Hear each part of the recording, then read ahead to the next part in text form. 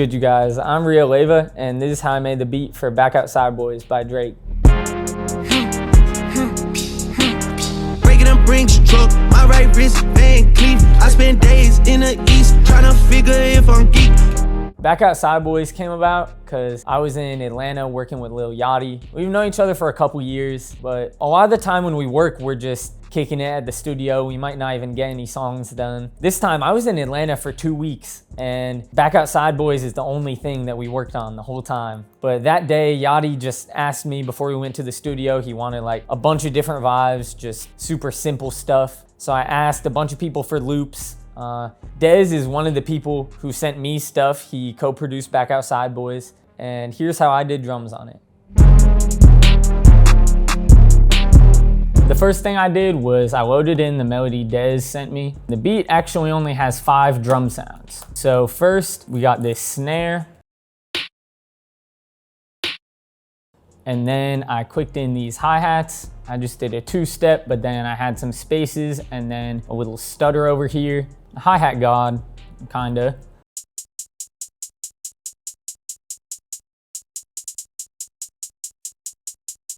After that, I added this accent snare.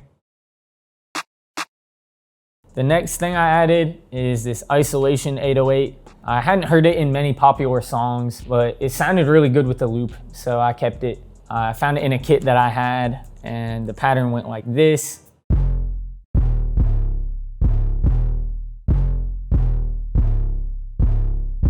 I liked how that sounded, but I felt like it needed to hit a little bit more. So I added this Pierre kick, and in half of the hook and half of the verse, it just layers on top of the 808, which that combination of kick and 808, I feel like sounds really good.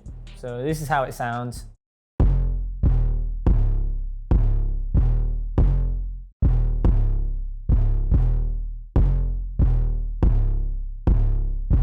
Once I finished the drums, I was in such a rush because I made like 70 beats that day that I never even routed it to the mixer. Didn't use any effects. All I did was I put a limiter on the master and turned the attack, release, and sustain down. But it really shows that you can make stuff in a really short amount of time. This one took like 4 minutes. And you can also put only a couple sounds in it. And if the artist does their thing, then it will turn out as maybe even a better song than if you put a million sounds in there.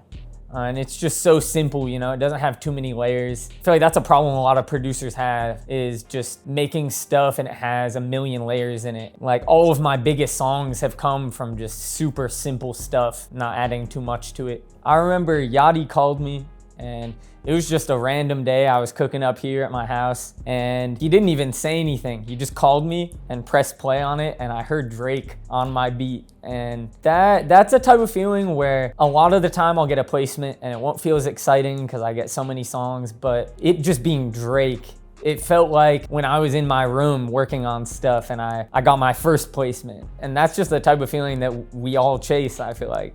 At first, I wasn't sure if it was gonna come out. Once I found out about it, it almost turned into stress because it's like, well, if I get a Drake song, but then it doesn't come out, I'm just like, that doesn't really do anything for me. But then he put out the track list, and I saw it on there. And I remember I was in Amsterdam when it came out. I was sitting on my phone, it was 6 a.m. No one else was up, and I was just refreshing Spotify over and over again, just waiting.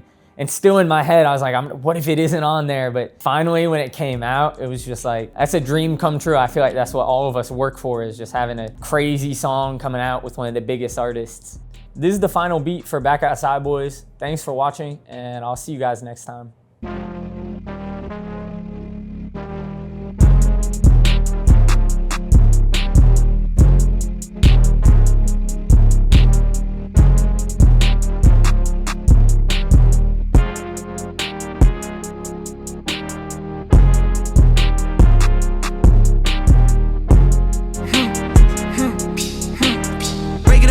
Truck, my right wrist, Van